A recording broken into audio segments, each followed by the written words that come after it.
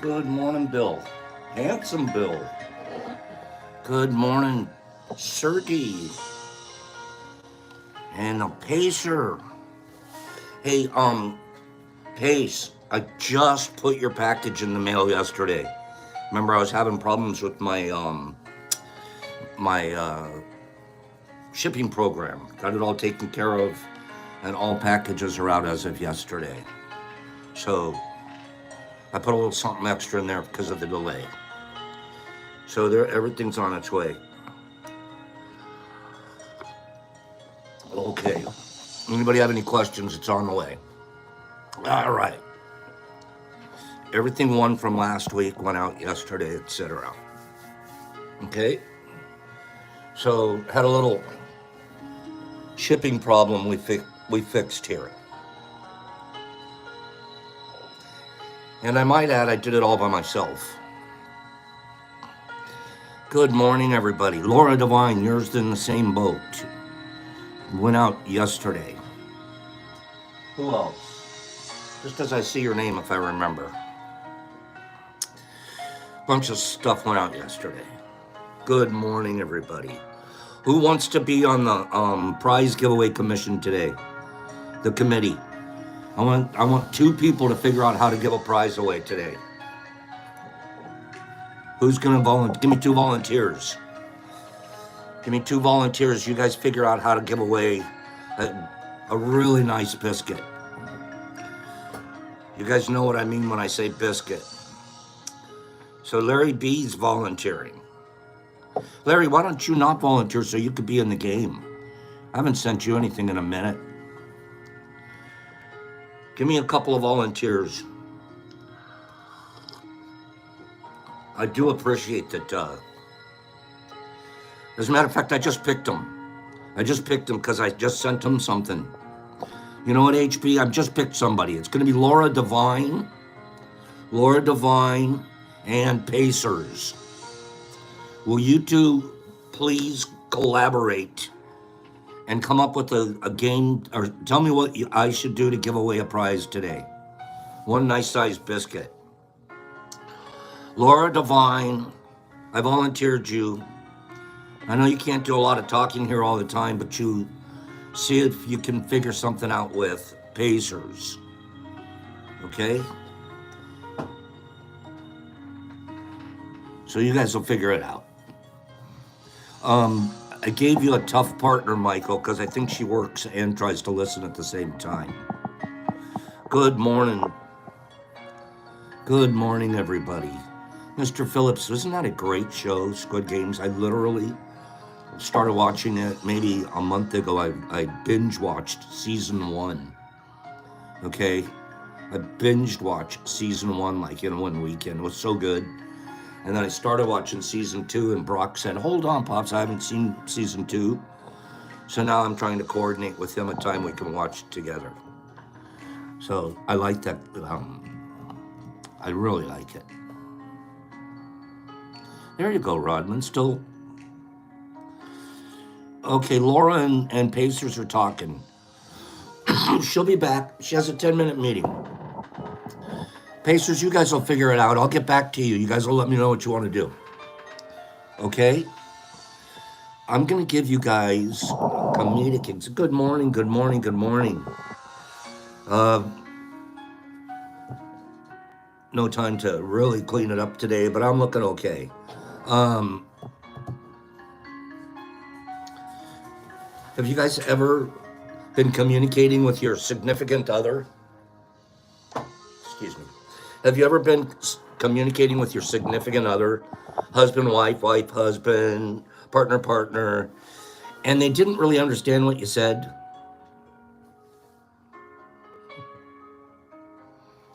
It kind of happens, doesn't it? It's not, I mean, it's nothing, it's not an intentional thing. There's no fight going on or anything. It's just somebody says something and the other doesn't quite understand it. Has that ever happened? Give me a couple of people that agree. I can't be the only one. You guys are busy talking to each other. I'll get back to you. Rodman says it's never happened to him in his whole life. I'm going to ask your mom, Rodmond. I bet she'll say it's different. It used to happen more, right, Billy D? But we got impeccable. Watch this. Here's a perfect example. Excuse me, a perfect example of not quite understanding what they said.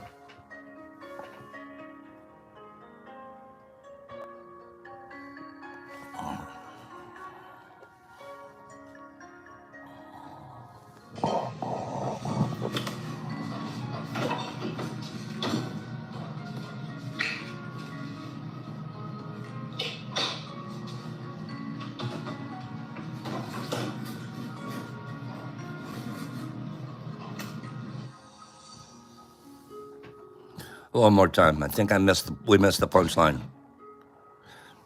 Wife, can you put ketchup on the grocery list for me?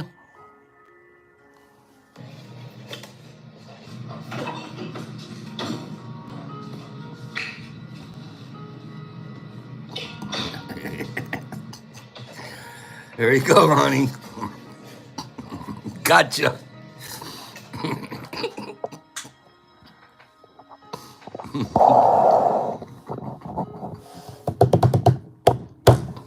Okay. Honey, can you put the ketchup on the grocery list for me? Right, Sandy? Why do you have so much to put on there in the first place? You had a jar. Honey, why do I have to get more ketchup? We have the biggest jar of ketchup ever. Be careful. How you got to be more clear. Can you write ketchup on, I don't know. The best part is when he takes a picture of it. I did it. I did it. All right. Let's do a couple more. This is our morning funnies. Okay, this is our morning funnies. Wait. These guys are beyond hilarious. Just when you think food cannot... Wait. Stop, Pops. These guys. Just when you think food cannot possibly call you on your phone, boom. Onion rings. I decided I want a pet termite. I'm gonna name him Clint. Clint eats wood. So stupid. I love their deliveries.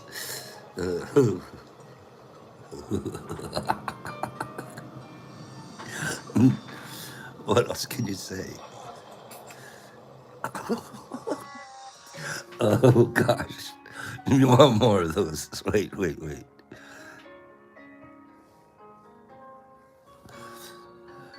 My wife said, if you won the lottery, would you still love me? I said, of course I would. I miss you. I miss you. But I still love you. I've got 2 dogs I named Rolex and Timex. They're both watchdogs. I used to Good work for the morning, circus. criminal. I was a human cannonball until they fired me. My wife said to me, what starts with F, ends with K? I said, no, it doesn't. Did you hear about Rudolph's roller coaster ride? He held on for dear life. Why did they say amen instead of a woman at the end of songs at church? Huh. Because they're hymns, not hers. When I was a kid, I used to pray for a bicycle. Then as I grew older, I learned in Sunday school, that's not how prayer works. So I stole a bike. And then prayed for forgiveness. At the age of 65, my grandma started walking 10 miles a day. She's 92 now, and we have no idea where she is.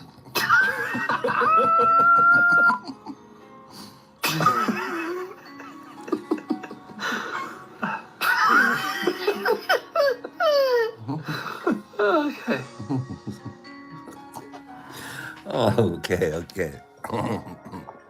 Okay, morning funnies are over. Gosh darn it. I watched those already and I'm laughing harder. Why do I laugh harder the third and fourth time? I do, Shy. I laugh harder the third and fourth time on these things. That's so good. Good morning. That was our morning funnies. We get a couple of dad jokes and putting ketchup on the grocery list. Okay. I want you to watch this video. Okay. Their delivery on those things are so perfect. It just is so deadpan. You know what I mean? And they're just dudes. Just like, it's funnier when you share with a friend if it's true. If someone else is in the room, I laugh harder. It's weird. Wait for this one. Where is it? I'm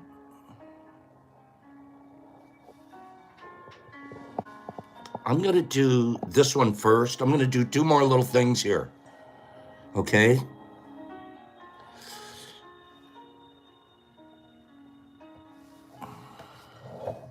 On the Pops group feed, Shy, introvert Shy, put an extremely cool video on the feed for us all to look at. But for those of you that aren't on that feed right now, or for whatever reason, and for all our subscribers, I want you to watch this. If you've already seen it because you were on the feed, you'll get to see it again. But this is for mass consumption, okay?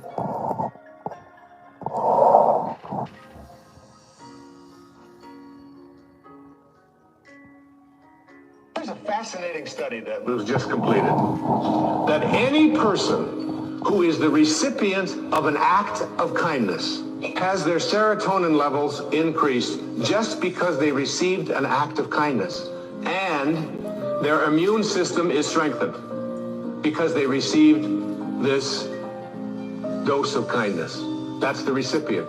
And secondly, any person who is the giver, the provider of an act of kindness, anything you ever do, but particularly towards the people that you're close to in your life, and particularly towards strangers, with just a smile, the serotonin levels in you are increased to the same degree that they are in the receiver. And so is your immune system strengthened. You want to strengthen your immune system? Boom. Be kind. But even more dramatic than that, I get excited about this. Because this is what blows me away about it, is that the observer of an act of kindness, has their serotonin levels and their immune system strengthened just because they're in the energy field of someone who is displaying kindness. When you see someone being kind to another person, it's like a dose of an antidepressant. There's a fascinating study that was just completed.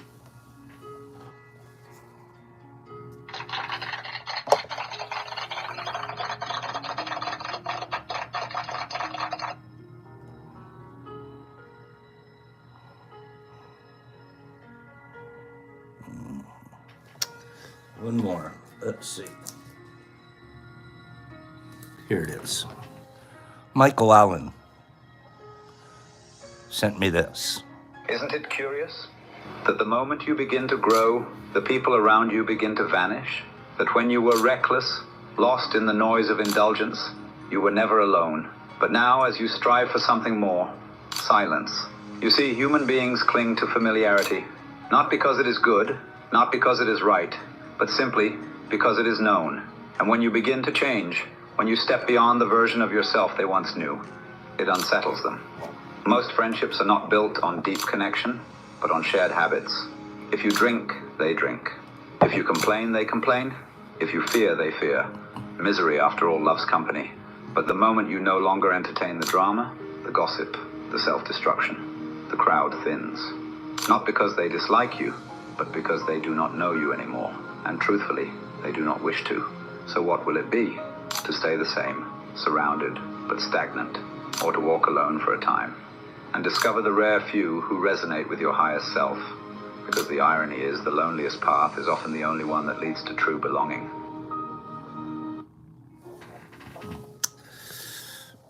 Definitely AI Shy, but it's the message is still Allen's.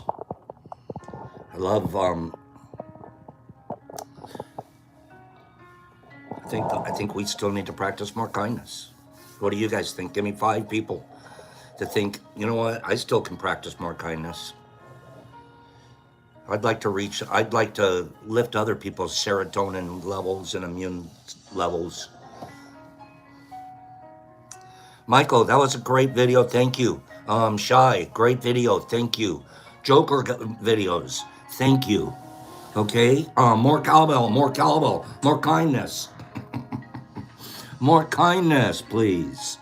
I'm going to ask you guys, we're still waiting, and no hurry, because you got all the way till the end of the hour here. Michael Allen and, Pacers. Pacers and Laura Devine are going to figure out how to give away this guy.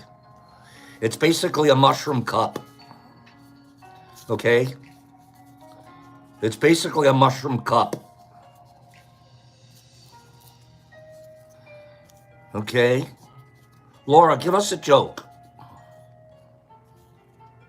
All right? Of course. Ask away. Laura's going to ask a joke.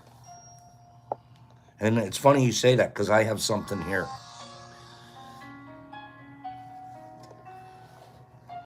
Laura Devine. It's a shroom chalice. It's a shroom bowl. Laura wants to know, why were the scientists a perfect match? Why were the scientists a perfect match? What's the answer? Not for this. Laura's just asking a question. Oh, maybe this is her game. Maybe whoever answers. Is that what you're thinking, Laura? Is that what you're thinking? If this is Laura's game, that's great.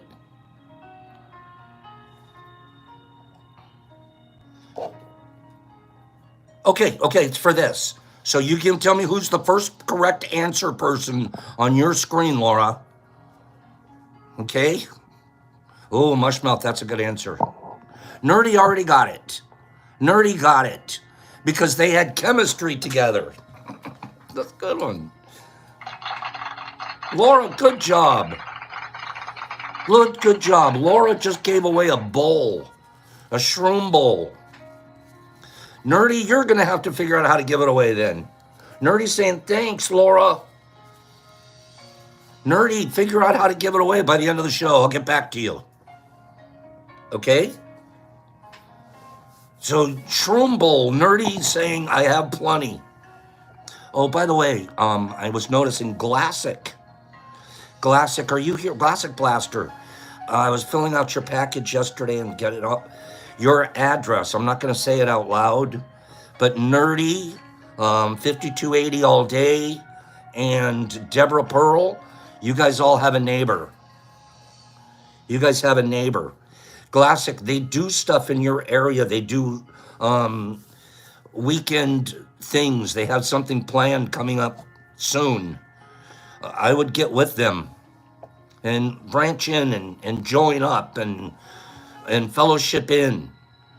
So Nerdy, Glassic right here, she's in your backyard. Okay?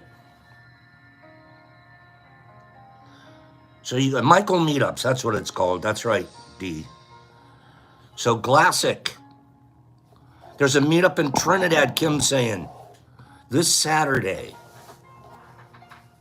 So those are the kind of things you'd like to do.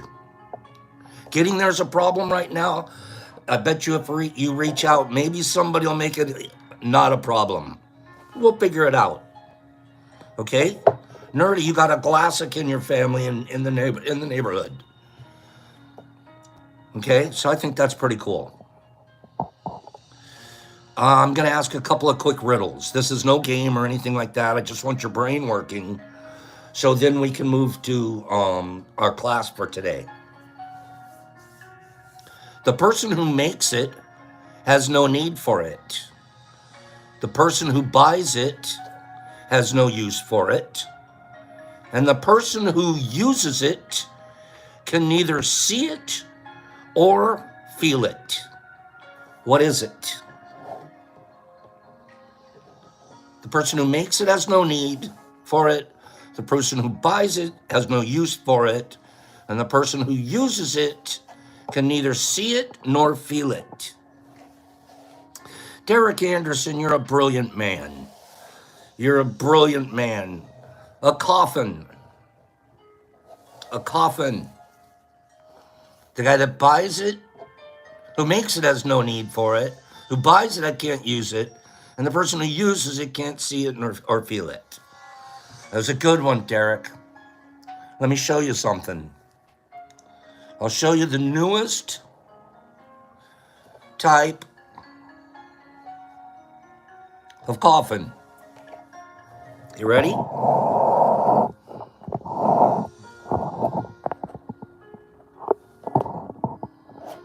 No, she's not a vampire.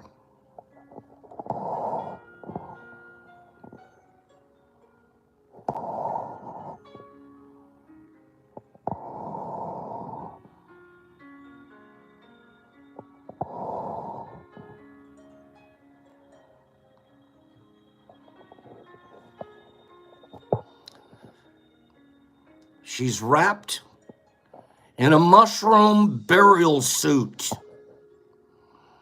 This is a mushroom burial suit.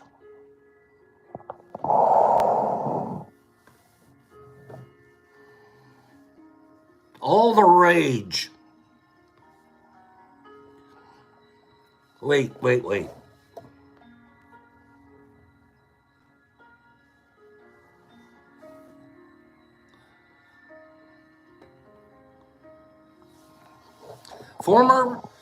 Former Beverly Hills 90210 actor Luke Perry made headlines after his daughter revealed he would be buried in a mushroom burial suit. It was one of his wishes to be buried in an eco-friendly way. But how is that achieved? And what exactly is a mushroom burial anyways? A mushroom burial suit, also known as the infinity burial suit. The major manufacturer right now is a company called Coeo. It's a biodegradable burial shroud made from mushroom spores.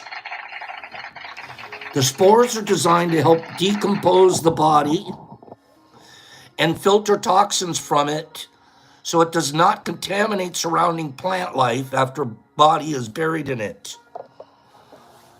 The suit is made by Coeo, a company founded by J. Rim Lee.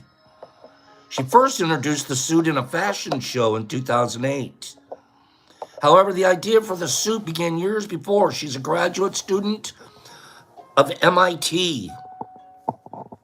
During her graduate education, Lee focused on making items that reimagine the way people live their lives. After graduating, she started to study mycomediation and bioremediation, technique that uses fungi to help decontaminate the environment. It was during her studies that she visited a green cemetery. It sparked an interest in funeral practices, and she began looking at how mushrooms can be used as a vehicle to reimagine people's relationships with death. This served. In 2011, Lee was invited to the TED Global Conference in Scotland, where she introduced a version of the suit and explained the research that she had accumulated through the years. There's a video out for that. The TED Talk garnered a lot of attention and support for the product, and the response encouraged Lee to continue to demystify death and dying. The first person to be buried. Is this interesting to you guys? Just a couple more parts of this. Is this interesting? Someone tell me this is interesting. It's kind of fascinating. I don't know if I have the commitment yet. I'm trying to figure out. Do I have the commitment to do this? I might. I honestly might. Weirdo. This is pretty interesting. The first person buried in the burial suit was Dennis White, a 63-year-old carpenter who lived in Woodburn, Massachusetts. He was suffering from a terminal illness and he was interested in an eco-friendly, unconventional burial. After his death, White was laid to rest in the mushroom burial suit in the fall of 2016. There's a short documentary on this called Suiting Dennis. Suiting as in putting on a suit. Suiting Dennis. That should be interesting. Since then, the mushroom burial suit has garnered the interest of celebrities, such as Luke Perry, and famous zero-waste fashion designer Daniel Silverstein, who worked with Coelho to design the latest version of the Infinity burial suit. How much does it cost? Right now, you can order them online. Okay? In 2019, the suit was priced at $1,500. $1,500 US dollars. And a small, this one's kind of cool, and a small pet burial pouch. A pet burial pouch. Huh. So they do a mini version that you could put your pet in. $200. By comparison, caskets are typically priced between $2,000 and $5,000.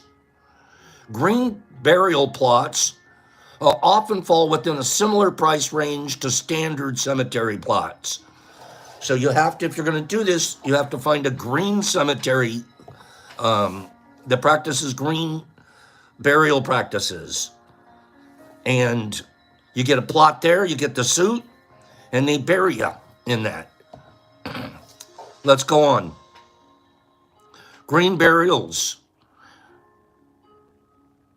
can help minimize environmental impact. At green burials, they do not use embalming fluid or toxic chemicals. Caskets or shrouds are made from biodegradable materials that allow bodies to decompose and incorporate back into the earth more naturally. That's what a typical green burial place is. How about this? Okay, we're almost done. We're almost done. How does it work? How the heck's this work? The Infinity burial suit is a handmade burial garment with a biomix of mushrooms and other microorganisms that aid in decomposition, help to neutralize toxins, and provide nutrients to surrounding plant life. Once the product has been sent to you, it should be stored in a cool, dark location until the time of burial. Don't go in that closet. The suits are designed to have a long, stable shelf life, according to the Coelho website. However, if a customer believes that the suit was not stored properly, they can send it back to the company to refresh the biomix.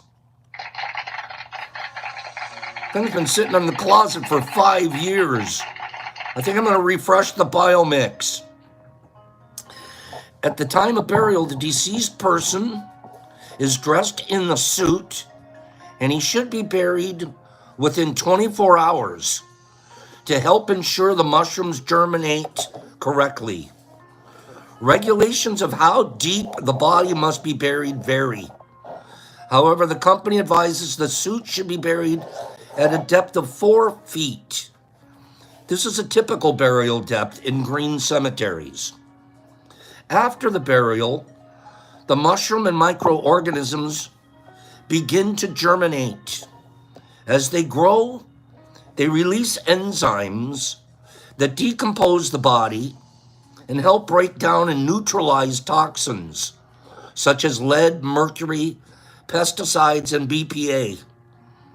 This process helps to provide nutrients to the soil while avoiding contamination to plant life, making it an environmentally suitable disposition option. Are they legal? Is this legal? After all, yes. The answer is yes. In the United States, it's legal. More of this idea keeps popping up around Canada and the United States. Some traditional cemeteries will even allow the burial shrouds. Just make sure you contact your burial cemetery and find out if they allow this. But typically all green ones will. Infinity burial suit, completely legal to use. Someone did say here, I wonder what strain they use. If it were me, I'd do a combination. I'd put a bunch of strains in there. But this lady, she's been researching it. She came for 5 or 6 years deciding what all to put in the burial suit, what all spores and stuff. Give me 5 people. Give me 5 people that thought that was interesting. Not saying you have to wear one forever, but you would be nature forever. Good luck with married Michael at court. Good luck, my friend.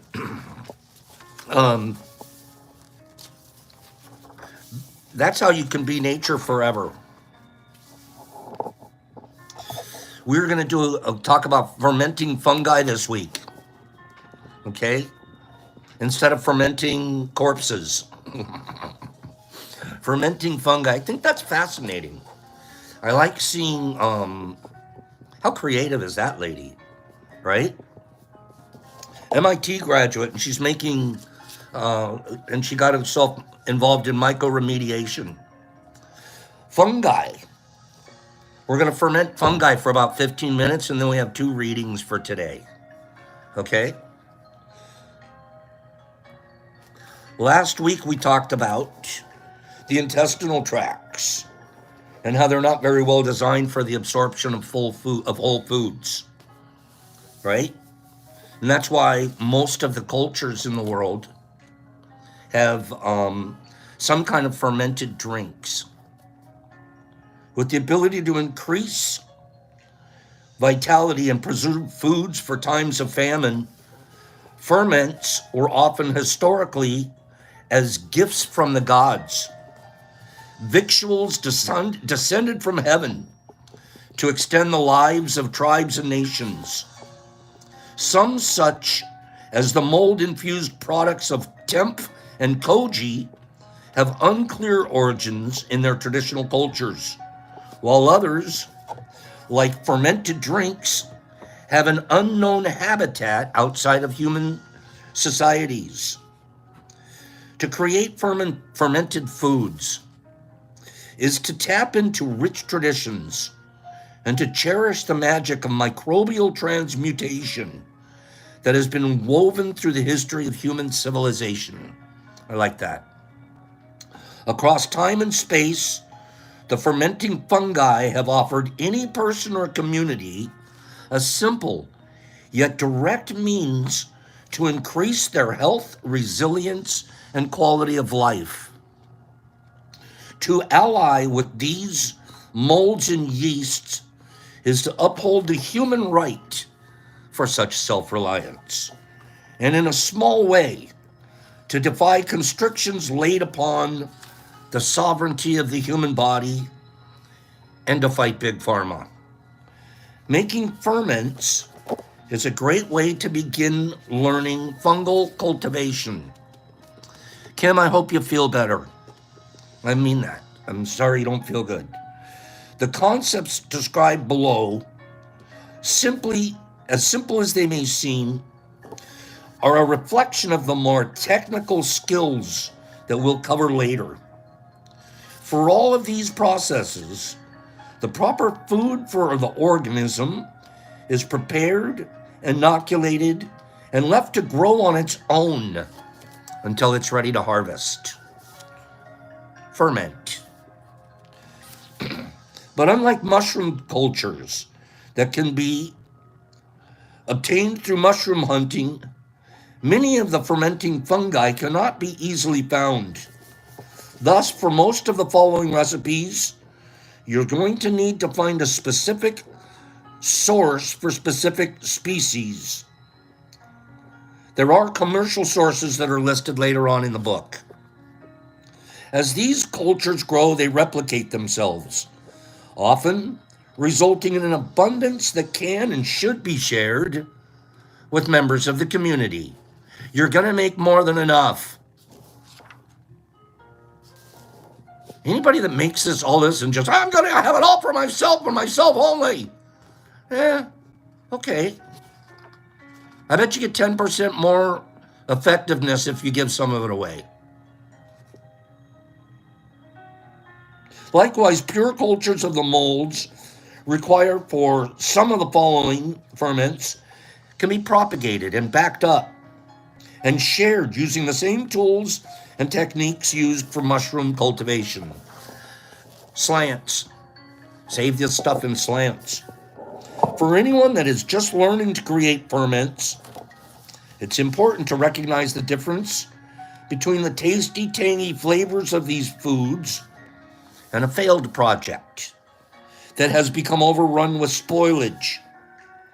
If any ferment becomes overrun by an unintended mold or begins to taste putrid, it should be composted and the project restarted.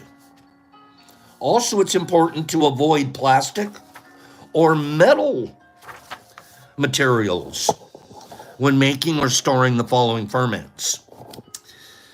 Good old mason jar with a plastic lid, as the microbes involved can corrode these materials, fouling your food. The fungally fermented food listed here are just the tip of the probiotic iceberg. If you are interested in learning more iterations of the following theme, there's a great book by a person named Sandor Katz, K-A-T-Z,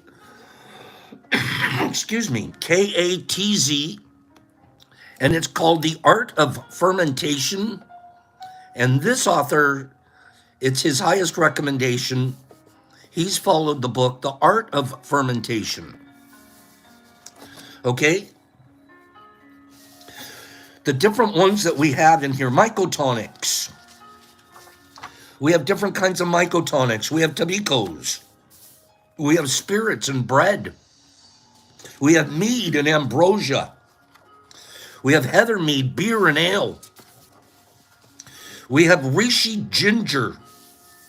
We have jelly fungi shots. We have high proof alcohol. It's made by fermentation, right? Bread. Yeast, made with fermentations, yeah. Gluten-free sourdough. Culturing yeasts. Temph, T-E-M-P-E-H. It's a traditional Indonesian dish made from legumes or grains that are covered and bound by the mycelium of the mold Rhizopus oligoporus. It's basically their own version of Uncle Ben's brown rice. They take their rice or their legumes or grains, cover it with the mycelium, boop, guess what they're having? To folks in the West, the concept of moldy food can sound unappealing, conjuring up thoughts of fruit turned fuzzy or bread gone green. However, in countries where moldy foods like temph and koji form the backbone of many foods, the cultural connotations with mold is often much more positive and embracing than in the West. In countries such as China, Japan, Korea, and Indonesia, these microfungi are not reviled, but respected for the nourishment and the umami-rich flavors that they provide to cuisine. In Guyana, there's a Rhizopus species that's even used to create a fermented cassava drink. Whether cooked or on its own, used as a flavor carrier, temph is a delicious, versatile food. They give the way to make temph here. There's koji and miso, and amazaki, and moldy cheese, and other fungal ferments, sufu, ragatapai, angkak, katsuobushi, moldy cheese. Last but not least, another common fungal ferment are two main types of moldy cheeses.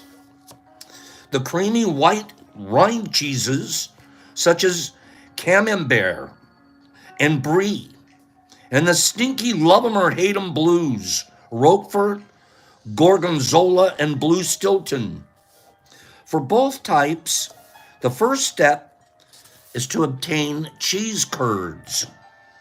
I did this. I made this one here. I did this one. And at the time I was experimenting, and I took ground up, very, very fine ground up mushroom fruits, and I inserted them into the cheese mix. And it was like mushroom cheese. Okay. For both types, first you need to obtain cheese curds. Curds can often be bought fresh at a highly quality cheese shop, or better yet, made at home with the use of rennet and a lactic acid starter. That's how I did it. And you can get the rennet and the acid starter, the lactic acid starter, right online. Once you have obtained curds that you can make yourself, the next step depends on what type of cheese you want to make. For white cheese, the curds are pressed into a cheese mold and then sprayed with a liquid suspension of Penicillium camemberti. Within days, the fungus will form a white rind around the curds and slowly travel into the center of the mass to digest it. Is that right, Niffy? That's cool. Okay, depending on the type of cheese desired, the ferment may be done after as little as 3 weeks, making ourselves some cheese blocks. Blue cheeses are made with the mold Penicillium roqueforti. Rather than being applied externally, these spores are mixed into the curd after pressing. So this one you've got into the mix. The other one, you can put it in a mold and you spray the mold over the penicillium over the top of it, and it creates a white rind. This one, it's in the mix. If all goes well, a mycelial rind will form to hold the curds together and protect them from microbes as the cheese matures over the course of 6 weeks or longer. And there's whole recipes of how to do that. So the different things that we can do with our mushrooms, our fermentations, our spores, it's virtually endless. And then my experience has been, of course, once I get started with my little my healthy OCD, I dive in and I can't stop. Next thing you know, I got cheesecloth everywhere, and I got yogurt, and I've got rennet, and it's a beautiful thing. Sea salt. I'm learning. We just want to learn here, right? 2 readings. Did Nerdy, did you give away the bowl? Nerdy, did you give away the bowl? One of these days we should make cheese live. I have all the ingredients here. Give me 5 people that say, Pops, let's do cheese live one of these days. We could do it. We could spend a half hour doing a cheese thing. Did you give away this mushroom bowl? Nerdy? Nerdy's going to give it away. I think Fred gave it to someone else. Okay, so you gave it to Fred, and Fred's giving it. Melody Dawn's the one that's going to end up with it? Okay. Melody, is that true? Melody, did you just step in there and snatch it, or was it... Okay, so you passed it on to Freddie.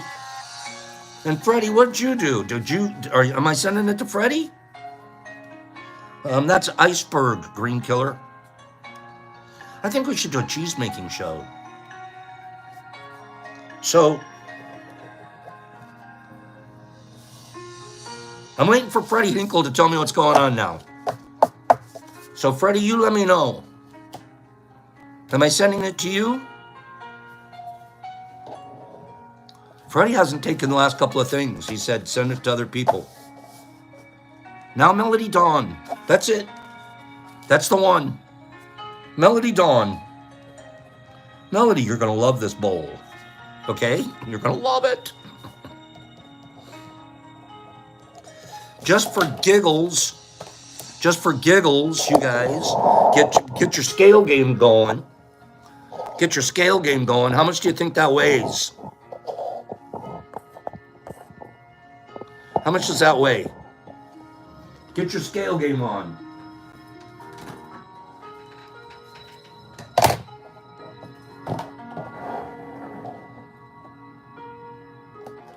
It's my favorite scale. How much does that weigh? And just in case we have to, you're practicing for just in case maybe later this week. Okay? How much does the bowl weigh?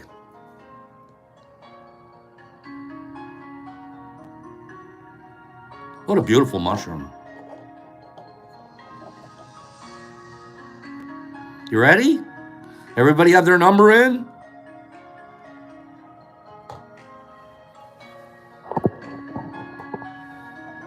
Oh, you got some close ones there.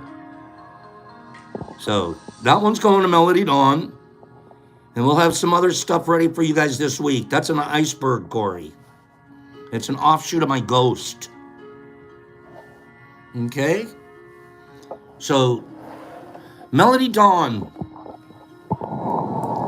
Now that you're here, Melody, if you're here tomorrow, Melody, decide during the day today and early tomorrow morning Melody, you're assigned to do a giveaway tomorrow.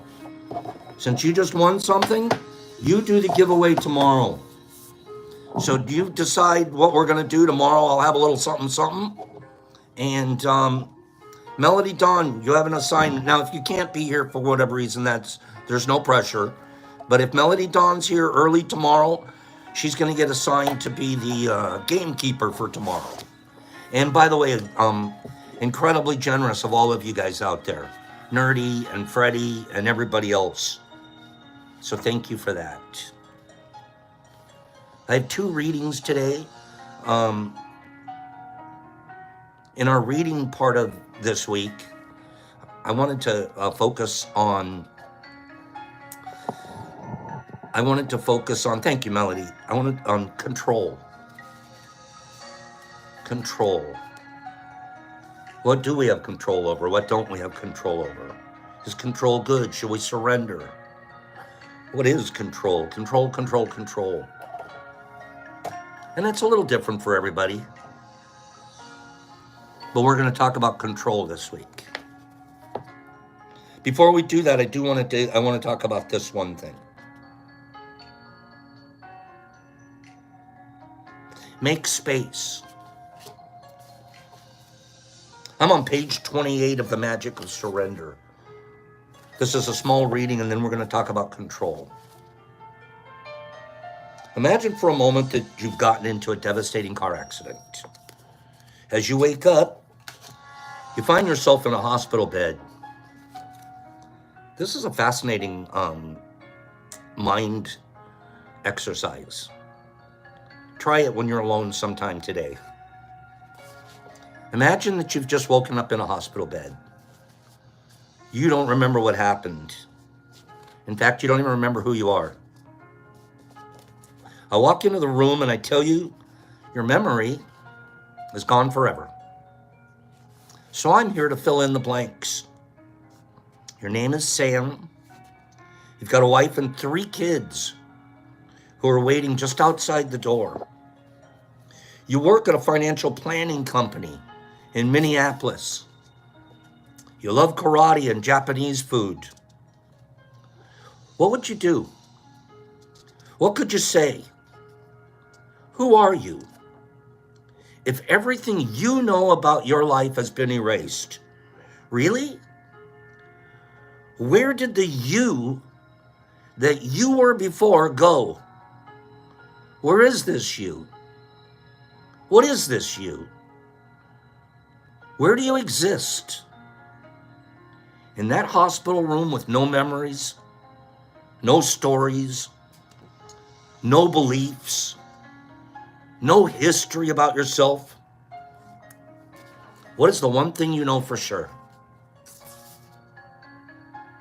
You don't know anything else. What's one thing you know for absolute sure? Well, we have a French philosopher that knew this one.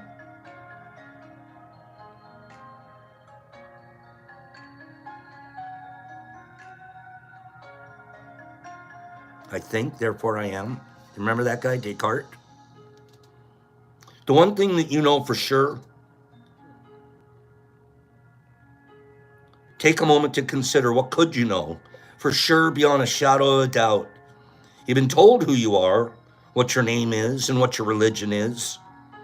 But the only thing you could know for sure at that moment from direct experience is I am. That's right, Kim. Cogito ergo sum. Not I'm enough. You're not thinking I'm unworthy. You don't think I'm unlovable. You're not thinking I'm a failure. You're not thinking I'm Johnny or I'm Pops or I'm Mary. You're not thinking I'm Jewish. You don't know.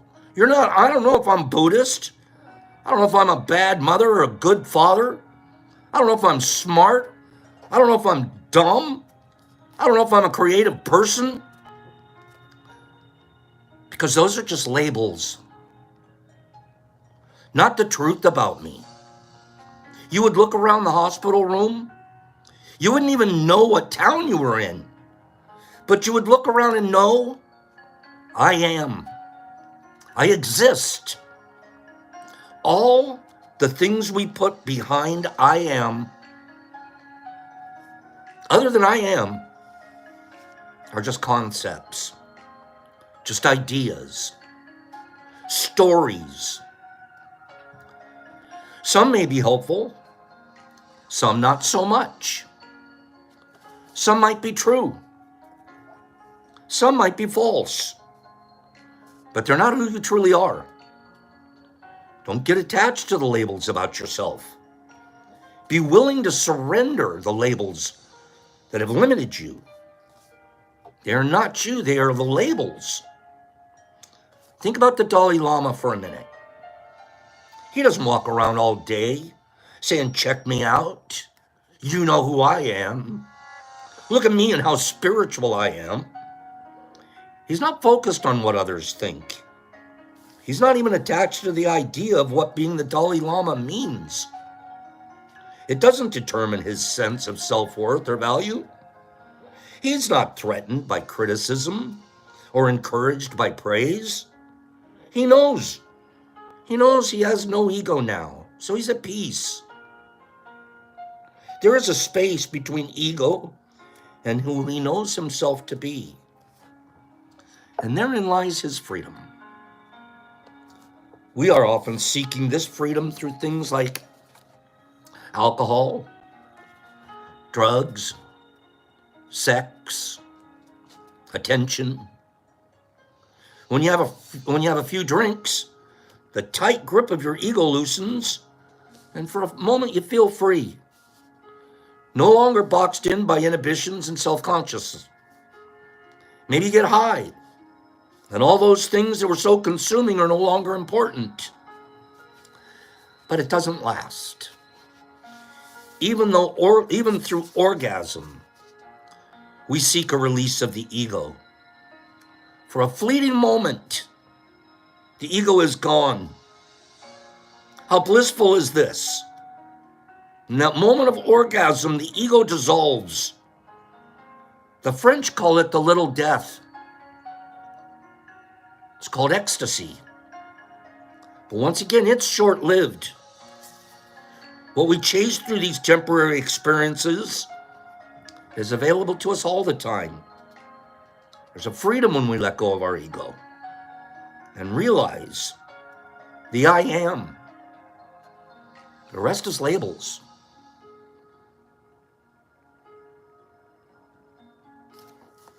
Control. That's good stuff, right? Give me 5 people said that's good stuff. And one more reading here. This is the beginning of our teaching for this week. I thought that was super important. Whenever I wear a label, I'm uncomfortable. I used to have a label on every shirt. If it wasn't the cool, if it didn't have it wasn't the Tommy this or the GQ that, it sure wasn't fulfilling.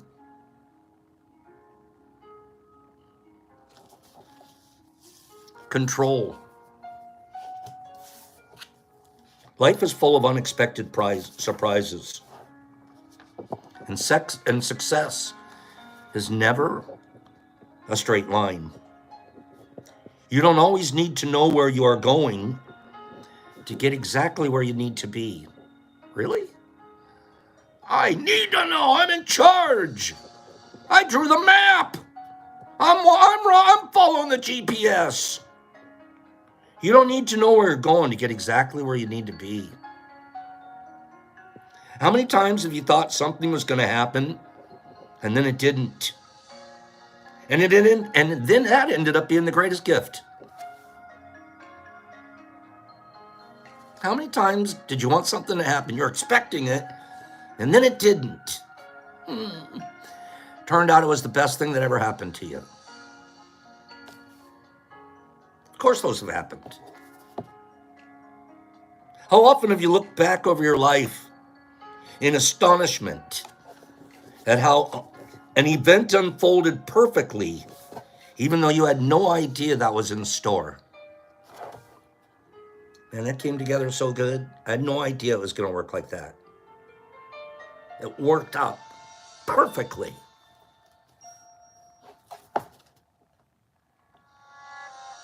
Meeting your spouse, getting the job, running into someone you didn't expect. Some of these lead to perfect opportunities. Did you plan these seemingly random moments? You couldn't have planned some of the best moments in your life if you tried. Thanks. It's true. I couldn't have planned some of the best moments of my life if I sat down with a scale and worked it all out. What was it called? Slide rule. I couldn't have figured it out with a slide rule. You could have planned some of the best moments of your life if you tried. Controllers. There is this idea that you must know your plan, your direction, and your outcome, even before you begin. That you must have all the answers or have it all figured out. I know a beautiful lady. She makes the most amazing products. And just sell them, would you? Well, I can't. I'm still working on my business prospectus. I'm working it out. This is going to be how my business is going to run. She's been writing her business prospectus for 4 years. 4 years. I wonder how much she could have grown her business if she'd have just work on the prospectus every once in a while, a little bit here and there. But go to the craft shows. Go to the places. Get your stuff out there. Get your pictures. Get your site going. Get this. I'm still working on my prospectus. I have to have the plan perfect, and then I can launch.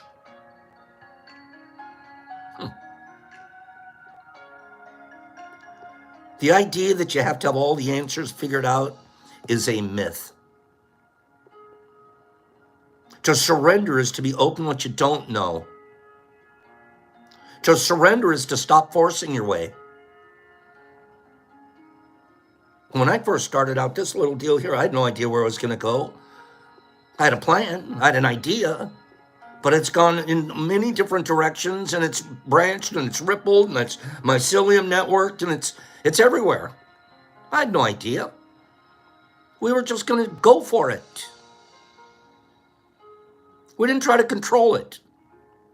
We didn't even get a moderator until 6 or 8, 10 months ago. We didn't have moderators.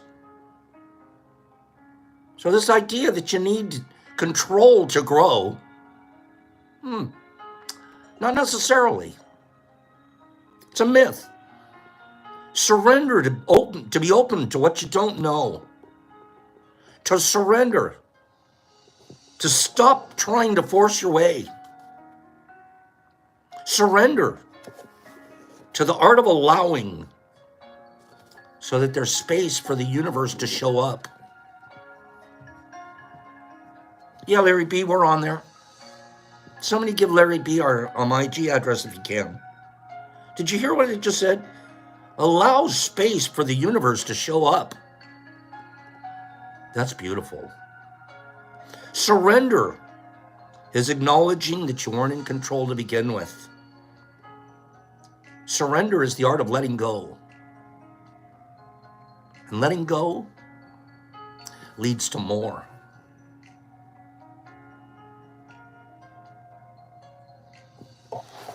Just like giving leads to more. Great stuff today. We're not going to be in control, but we're going to learn about control the rest of this week. We have some great control readings. Wait till tomorrow's control reading. It dovetails with that one. Same book. Great example of places that we can learn to not control and gain an amazing amount of peace in our life. And we also get a lot of self-worth if we go for it without everything dialed in perfectly, and a lot of stuff we can figure out as we go along. We just can, especially if we're doing it impeccably, especially if we're not going to take it personal. If we make a mistake or something goes wrong, it's not about you. The universe is in that situation too. If then also you're going to do it without expectations, you're not doing it because you want something back from someone else or it's a transactional, you're doing it because you want to grow. And if you're doing it your best, you're there. So these are things we practice, we exercise, because it doesn't happen without a lot of work at the gym. Okay? Herbie and Derek, once again, thank you for being our moderators. You guys definitely bring the correct, you help tailor the correct words and things, messages that keep things fair and kind here. And I can't tell you how much I appreciate that. And you guys are both here virtually every single day. And you make things run smoother. Thank you for that. Am I right? Yeah. It's the worker bees in the background often go unnoticed. Yeah. So guys, go have a beautiful day. We'll see you here tomorrow. Same mush time, same mush channel. There is a 20% chance that I won't be here tomorrow, but Brock will do the show because I have a business situation early in the morning and it may run long. It may run me long past 9 o'clock a.m. Eastern Standard Time. And if so, I've got Brock ready to back me up. But if not, I'll be here. So it would be the only reason if my business situation runs a little long tomorrow. Would you guys go have a beautiful day? Thank you for making mine perfect to start. Thank you. Have a great day to all of you. Melody Dawn, let's figure out a game to play tomorrow. Some kind of a giveaway from you. Derek Anderson and Marky Z and Herbs and Sandy, thanks for everything. And Nippy, I do too. I love this gym. Jimmy Max, that's one of the gyms I love. Classic, there you are, my girl. Queenie and HB and Herbs and Sue Littlemeyer and Marky Z and Queenie and Nippy and yes, Melody Dawn. Please send me an email address so I can send off the Dino Bowl. Dino Bowl. Herbie Sandy, Billy D, Mark Z.